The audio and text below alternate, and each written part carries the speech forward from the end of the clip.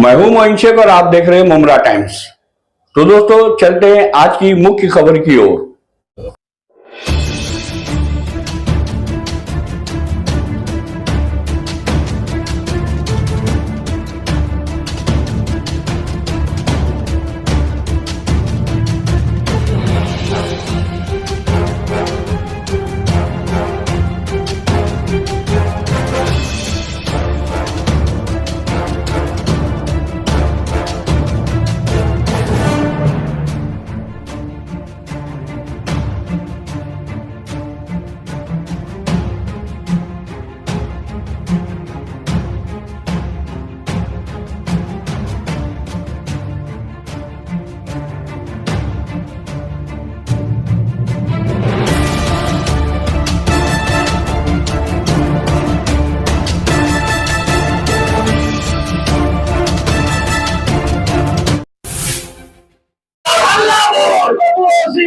जिंदाबाद जिंदाबाद जिंदाबाद जिंदाबाद जिंदाबाद महाराष्ट्र जिंदाबाद जिंदाबाद महाराष्ट्र जिंदाबाद जिंदाबाद।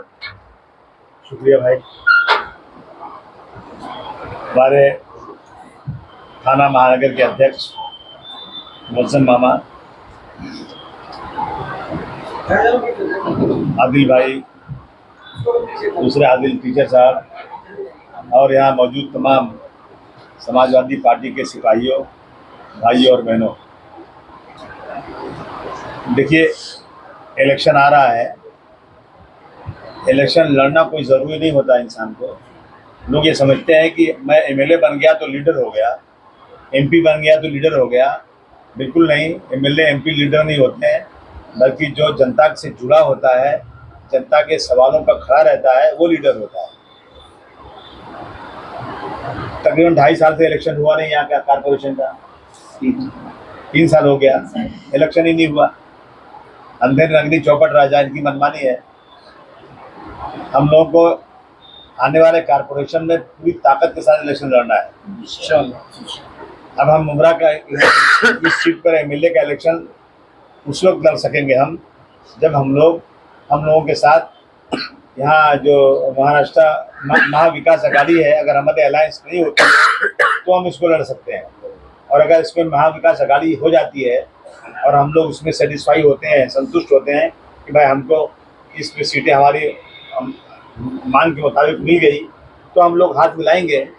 लेकिन हमारा सबसे बड़ा ये होना चाहिए, उसूल होना चाहिए कि पार्टी छोटी हो या चलेगा, लेकिन देश बड़ा होना चाहिए, मुल्क बड़ा होना चाहिए। अब हम लोग एक सीटों पर लड़ेंगे, वोटों का बंटवारा होगा और फिर फिरका परस्त कराएंगे। मैं समझता हूँ ये बहुत ही नुकसान की बात होगी। अब इंडिया अलायंस हुआ, अखिलेश जी ने जिस तरह से हाथ मिलाया, भाई 5 सीट थी हम लोगों की वहाँ उत्तर प्रदेश में और 37 हो गई। अब कहाँ 5 कहाँ 37, कितनी सीटें बढ़ गई। कांग्रेस की सीटें भी वहाँ पे 6 आ गई। और जिनका घमंड कभी टूटता नहीं था, जिनका एक भी बिल वापस नहीं हुआ, अल्हम्दुलिल्लाह 400 पार वाले 240 पर आ गए और हम लोग जो है उनका बिल वापस हो गया।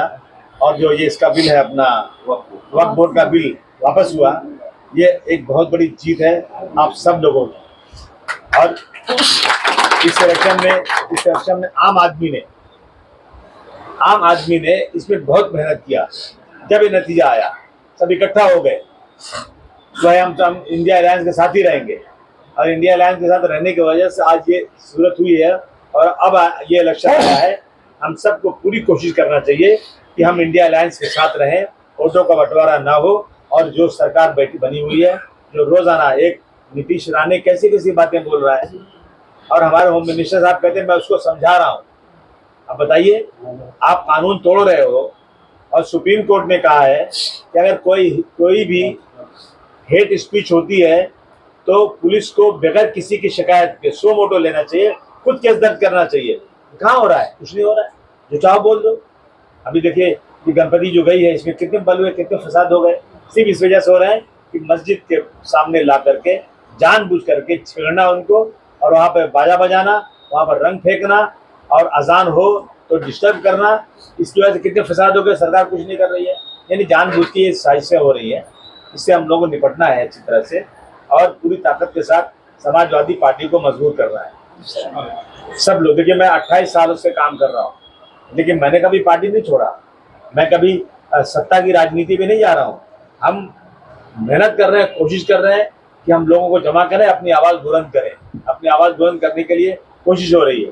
तो हमको जैसे बिखरे हुए मोती है ना, सबको इकट्ठा ला करके एक धागे में पिरोना है, ज़्यादा से ज़्यादा अच्छे लोग लाना है और ये सोच के आना है कि हम पार्टी में रह करके मजबूत करेंगे संगठन को।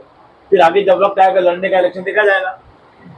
तो मैं जो नए लोग आए हैं उनका सबका बहुत बहुत स्वागत करता हूँ, उनका खुशामदीद करता हूँ। पार्टी में आप आए और मैं उनको यकीन दिलाता हूँ आपको समाजवादी पार्टी में काम करने का पूरा अवसर मिलेगा, कहीं से आपको रोका नहीं जाएगा। काम कीजिए, आप लोग मेहनत करें।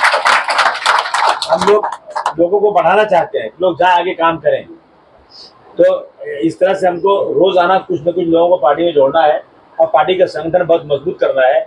जो भी इलेक्शन लड़े वो मजबूर हो जाए कि समाजवादी पार्टी के हिमायत के बगैर चुन के नहीं आ सकता। ये भी बहुत बड़ी आपकी कामयाबी होगी, ये होना चाहिए। तो ये अच्छी बात है, आज मुलाकात हो गई आप लोगों से। अब 1 तारीख को हमने धरना रखा है बिजली बिल के बारे में। इलेक्ट्रिक का रेट जो है ना महाराष्ट्र में सबसे ज्यादा है। जब मुलायम सिंह यादव की सरकार थी बहुत पहले, 15 साल पहले या 18 साल पहले, उस वक्त मुलायम सिंह ने बुनकरों के लिए उन्होंने सिर्फ 65 रुपये, लूम चलाओ 24 घंटा और बिल कितनी आएगी 65 रुपया।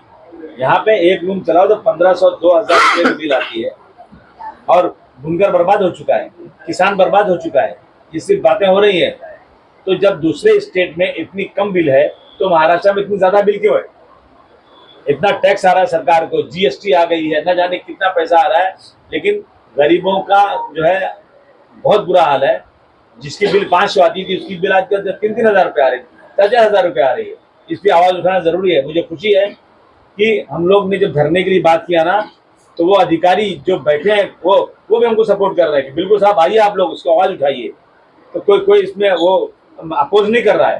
तो आप सब लोग बड़ी ताकत के साथ आइए सब लोग, और ये बिजली बिल के खिलाफ जो है ना हम लोग आवाज़ अपनी बुलंद करेंगे। इंशाअल्लाह आने वाले दिनों में हम लोग पूरी कोशिश करेंगे जो वक्त बिल है वो किसी तरह से बिल पास ना होने पाए। अगरचे 400 पार वाले आगे होते ना तो बिल पास हो गया होता और हमारी ज़मीनें ये हड़प कर लेते। अल्हम्दुलिल्लाह कितना बड़ा फ़ायदा हुआ है। ये ज़मीनें सरकार ने नहीं दिया है, ज़मीनें किसी की दी हुई नहीं है, ये अपनी ज़मीनें अल्लाह के नाम पे दी गई हैं। किसी दरगाह को, किसी स्कूल को, किसी मदरसे को, किसी यतीम खाने को, किसी मस्जिद को, ये ज़मीनें, ये भूमाफिया है लोग, ये इसको कब्जा करना चाहते हैं। इस पर हम सब लोगों को मजबूती के साथ खड़े रहना है। आप आए, आपने बातें सुनी, हमें पूरी उम्मीद है कि मुमरा में समाजवादी पार्टी एक बड़ी पार्टी बन के निकलेगी इंशाअल्लाह। बहुत बहुत शुक्रिया।